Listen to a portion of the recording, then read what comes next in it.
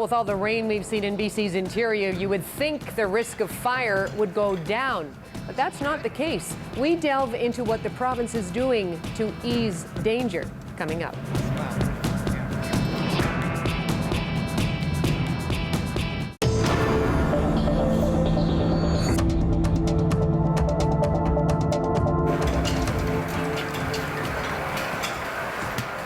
Good news today for people in West Kelowna. BC's Wildfire Management Branch confirms that the Smith Creek fire is now 100% contained. And as of 5 p.m. today, all evacuation orders and alerts have been rescinded. Even so, across the province, there are still 40 active fires of note, according to fire officials, and a change in the weather is coming. Well, Johanna Wagstaffe is here now with a look at an aspect of wildfires that's often overlooked when the fires are raging, and that is risk management. That's right, yeah. Well, after the massive wildfires in the summer of 2003, the province ordered a review to look at the fire response, but also at what was being done to mitigate the risk, especially in the interface zone, which is where forests butt up against the communities. Over the years, a massive amount of combustible fuel has built up in those areas. Dead wood, brush, grass littering the forest floor. And that stuff is tinder dry and explosively flammable, and often to blame for interface fires and others that rage out of control. So that's where prescribed burning, or controlled burning as it's also known, comes into play. It's the intentional setting of fires in the forest to achieve a number of objectives. Fuel elimination, to burn up all that combustible material, but in a controlled fashion, and also to create natural fire breaks to keep wildfires away from communities, and also for ecosystem and vegetation renewal.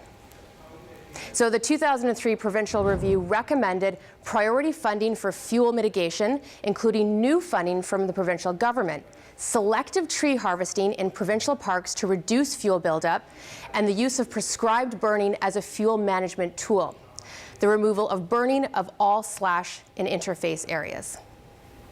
So one of the key consultants in the provincial review was Robert Gray. He's a fire ecologist and a big proponent of prescribed burnings. I asked him if BC has done enough of that. No, we haven't. About 45,000, 47,000 hectares has been treated within the interface, which was identified as about 1.7 million hectares. That's about 2%. But that's also a conservative area that needs to be treated. We now have 20 million hectares of dead lodgepole pine in the province, which is a huge fire hazard. And we have the areas where we should be doing ecological restoration, which is a whole nother 10 to 15 million hectares. So no, we haven't treated very much. So only about 2% of the area has been treated. So that's kind of little postage stamps around. No one community has been really fireproofed. It's been a lot of a little bit here, a little bit there. And the problem now is that since the program started over 10 years ago, vegetation regrows. So a lot of communities are now having to go back and retreat areas so that that initial investment is still functioning. It's still functioning as a resilient, low fire intensity piece of ground.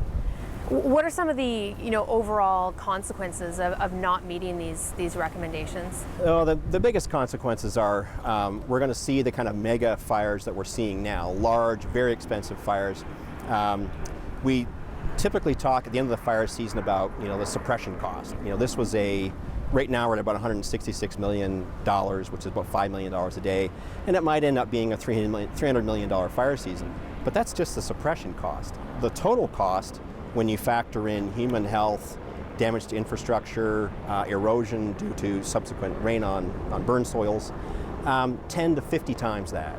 So, and that often occurs sort of chronically over as much as a decade. So the cost to the taxpayer for not addressing fuels is huge. It could be a record year. We're at 167,000 hectares right now. Typically we might be well below 100,000. It's early. What we're seeing right now is the kind of fire behavior we don't typically see until kind of mid-August. Talk to people I've talked to in the field, they've never seen the kind of explosive fire behavior they've got, or the drying. And the weather that we're looking at isn't going to provide much more help to the situation because the fuels are already cured. They're not going to green up again. We know that through research that the fire season has lengthened. In parts of the U.S., it's lengthened as far as 75 days in the Northern Rockies. California, it's year-round now. Well, that's certainly affecting us here, and what we're seeing in Northwest Territories is obviously a much longer fire season than has historically been the pattern. We really haven't done much prescribed burning in BC. I think last year was probably less than 10,000 hectares was prescribed burn, and a lot of that is just funding. I mean, you need prescribed fire programs. You can't do it on this, there's money this year and there's not money next year. You have to have the resources, the skills developed, and they have to be, in the wintertime they should be developing burn plans, coordinating with the public, and then spring and fall, we need fire crews on in the spring and fall, and typically they're not on until summer. So we need the people to carry out the burns, we need the dedicated funding, and then we can actually start to make some hay. But the way it's currently being done right now, it's kind of helter-skelter, and there's money there now and money there isn't there, and it's not working.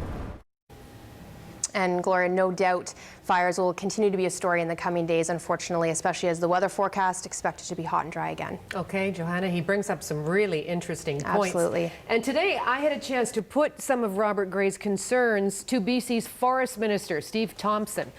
I asked him about the claim that BC isn't doing enough prescribed burning. We've worked very actively with local governments, with First Nations across the community in addressing interface risk through the Wildfire Interface Management Program. Invested over $61 million in the program, about $5.5 million being invested in that program currently as we speak this year in terms of doing wildfire interface management planning programs. We have many. It's a partnership between industry, between government, between local governments, and between the province. So we feel we've addressed and are continuing to address those interface risks. We recognize that there are risks, and particularly dealing with the mountain pine beetle challenges that we're facing. It does create the platform for increased fire activity. We've had a challenging start to the season, as you know, but I'm also very, very proud of our fire management branch in terms of how they've responded in all of these situations. We've been able to manage these without significant loss of infrastructure, no lives lost, and they've done a great job in responding.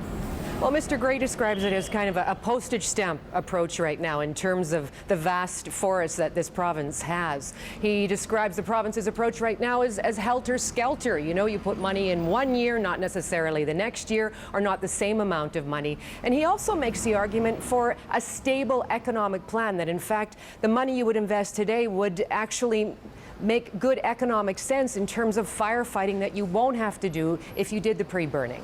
We have, Gloria, we have had a consistent plan and program in place. As I said, over $61 million through the program. We've had additional, where we can leverage additional dollars into that program. We have through things like the Job Opportunities program. We've also worked with local governments to put in place fire landscape management planning. Do we have more to do? Obviously we do. But again, that's the approach we have around the partnership approach, making sure we continue to address those risks and making sure that we have the appropriate resources and response in place when we do get the fires in those interface areas and in the rest of the province. Minister Thompson, thank you very much. Thank you, Gloria.